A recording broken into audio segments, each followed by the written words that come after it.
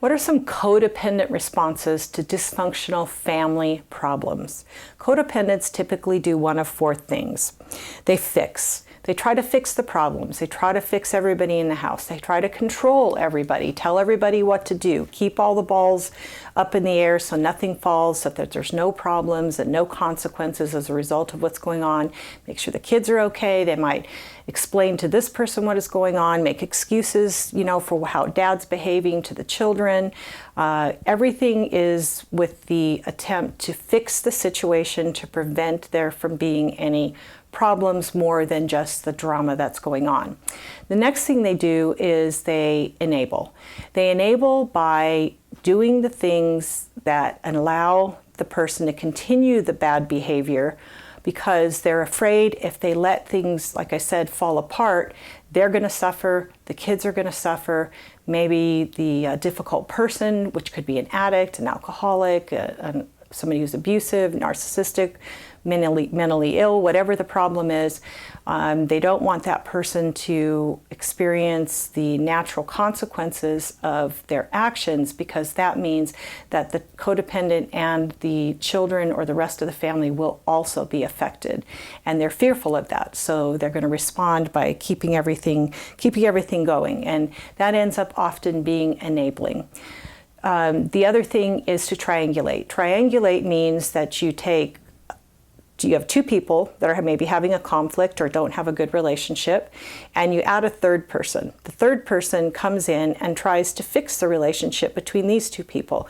But in doing so, unwittingly, not realizing it, the codependent coming in and triangulating automatically makes one of these people the persecutor and one the victim, and the codependent the rescuer. This increases the dynamic difficulty in terms of resolving this, because anger can be projected onto the codependent, and then this is never resolved. These two people don't have to hash things out together and figure out what to do.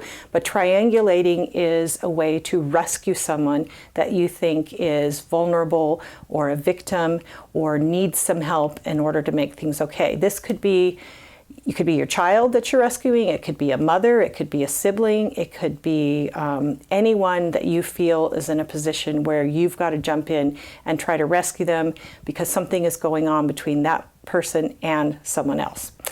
Okay, the last thing that they do is they vacillate between trying to control, trying to fix, and then just tolerating things as they are, accepting things they don't like, allowing things to go on that they wish they could change but they don't think they can or they haven't been able to, tolerating things that are not acceptable, tolerating things like abuse, tolerating things like irresponsibility, tolerating things, mistreatment, disrespect, and that by tolerating those things, they allow them to continue, but at that time they don't know what else to do. So those four things are fixing, triangulating, tolerating, and enabling.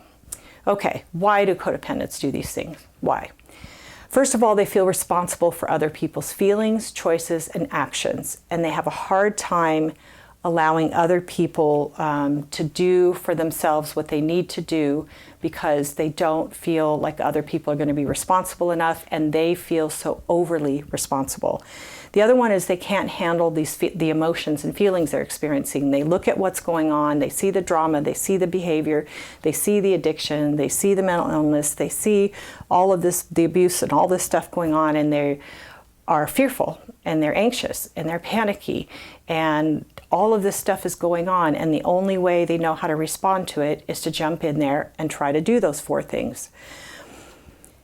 They don't want to see what will happen and have to face and have their own lives affected by what will happen if the consequences do come about that they're afraid of.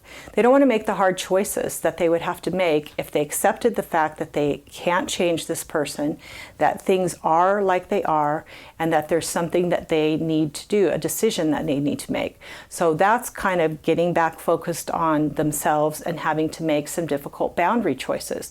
If I, as a codependent, look at this family dynamic or this person, difficult person that's causing all this problem, and I see the reality of that, and I don't jump in and I don't tolerate it. I don't jump in passively, not doing anything. I don't try to fix it. I don't triangulate, and I don't enable. What can I do? The only thing I can do is sit back, focus on taking care of myself, getting healthy myself, and then making some decisions, some hard decisions based on reality. What I see happening, what's going on, what am I willing to do and not willing to do? By fixing and enabling and tolerating and triangulating, the codependent avoids having to face those difficult choices. They don't want other people to suffer. They don't want anyone in the family to suffer. They don't want to suffer themselves, which makes sense, but they also don't want the difficult person who is the one doing what they're doing and should be experiencing those consequences, but they're just too fearful. This is especially true if it's a child, and watching their child suffer and go through things is extremely painful.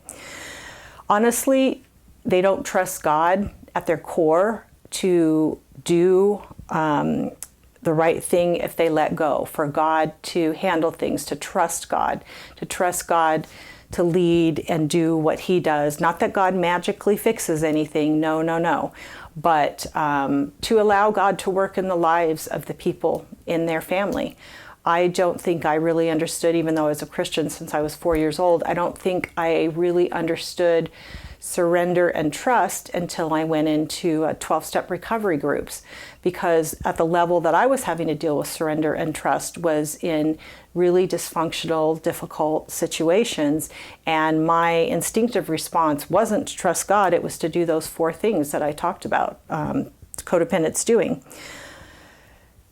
Then if they're honest, they'd probably have to tell you that they also don't trust other people to fix themselves. They don't have faith that the other person will do what is right. Some of that is well-founded based on a track record, but sometimes if we let go and we give people the dignity to figure out for themselves what they need to do, they will, but it just might not be on our timetable.